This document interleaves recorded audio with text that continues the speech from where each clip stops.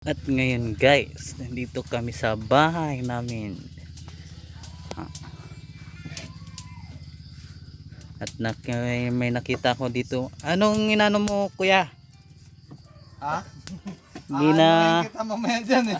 anong ginahiwa-hiwa mo dyan? Magtanong-tanong dyan, pakyo. Pakyo ka. Aroy, yun Sausawan lang. ka ito. Mag-ayaw ako ng isda. Anong isda ito? Kanyan yung isdang... Ay, ito? Oo. Naprito nata ito ni ano kanina, ni Ervin. Ano yan, yung... Basta pulutan daw yan. Hindi ko alam kung anong pulutan, pati ulam na rin siguro yan. Talaga lang. Basta ko, ang alam ko lang dito, naghihiwa ako ng kalamansi. Bahala na ito kung higupin nila ito mamaya o sausawan. Malamang sausawan. Yun, umilaw na. Happy birthday to me. Gahiwa-hiwa siya ng sasawan kasi kalaki ng isda na huli niya kanina sa dagat oh.